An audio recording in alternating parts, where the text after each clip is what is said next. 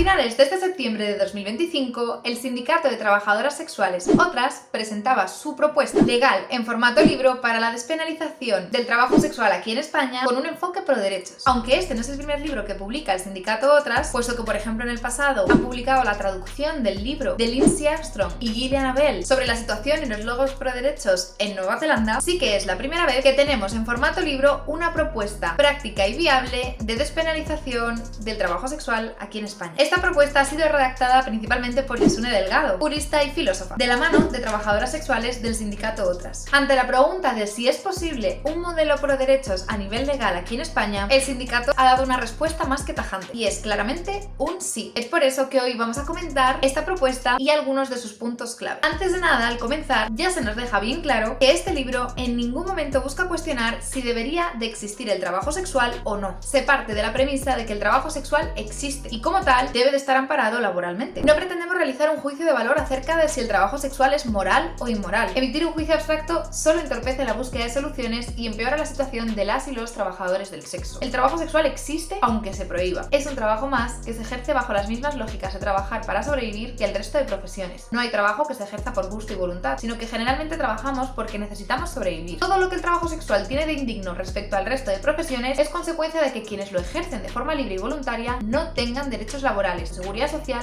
económicos y sociales. Es necesario que el trabajo sexual se considere un trabajo más. Podríamos resumir que el libro se divide en tres grandes apartados. En un primer momento se realiza un repaso histórico sobre el trabajo sexual en España y la legislación al respecto a lo largo de los siglos. A este apartado os recomiendo que si tenéis interés le echéis un vistazo porque es bastante curioso. En segundo lugar, se realiza un resumen sobre la situación jurídica actual del trabajo sexual en España. Para conocer más sobre este punto podéis acudir al libro de Otras y también tenéis en mi canal una explicación bastante similar en formato vídeo. Y por último, el tercer punto ya se trataría de la propuesta legal pro derechos. Me voy a centrar en comentar esta tercera parte del libro, pero si tenéis la oportunidad os recomiendo que le echéis un vistazo al libro completo porque la verdad es que es muy interesante. Algunas cuestiones a las que el libro le da relevancia son, por ejemplo, las diferencias legales que existen entre prostitución y pornografía, puesto que no es lo mismo un servicio sexual que la producción audiovisual de un contenido de corte sexual, las diferencias del ejercicio del trabajo sexual por cuenta propia y por cuenta ajena, la influencia que tienen las leyes migratorias en esto, la importante diferencia entre trata, explotación y trabajo voluntario, el estigma que atraviesan las trabajadoras sexuales, las distintas opciones de modelos legales que se pueden conformar alrededor del trabajo sexual y en concreto utilizan como gran referente del modelo pro derechos el modelo que se emplea en Nueva Zelanda. Las conclusiones destacaron una clara conciencia de sus derechos entre las personas que participaron, con un 90% de las 772 trabajadoras sexuales que respondieron al estudio informando que sentían que tenían más derechos bajo la nueva ley que con el marco legal anterior. La investigación también destacó un equilibrio de poder más equitativo entre trabajadoras sexuales y clientes. Un 65% de las participantes afirmaron que se sentían más capaces de rechazar clientes desde que la ley había cambiado. También se registraron efectos positivos entre las trabajadoras sexuales y las fuerzas del orden, con más de la mitad de las participantes apuntando que la policía mostraba una actitud mejor hacia ellas tras la despenalización. Ahora sí, vamos con las cuestiones más técnicas y concretas. Desde el sindicato Otras se propone que para llevar adelante un modelo pro derechos sobre el trabajo sexual en España hay que seguir dos grandes vías. En primer lugar, sacar el trabajo sexual del Código Penal. Aunque los servicios sexuales a cambio de dinero no sean ilegales en sí en España, sí que existen distintas leyes que afectan al ejercicio de los trabajadores sexuales de una forma más o menos directa. Algunas de las propuestas dentro de esta vía seguían las siguientes. Con respecto al artículo 187 del Código Penal, que hace referencia a aquellos delitos relacionados con la explotación de la prostitución, aunque se mantendría gran parte de este artículo, se propone eliminar un párrafo muy concreto, y es este que dice lo siguiente: se impondrá la pena de prisión de 2 a 4 años y multa de 12 a 24 meses a quien se lucre explotando la prostitución de otra persona, aún con el consentimiento de esta misma. Aunque sí se mantendría el delito de la explotación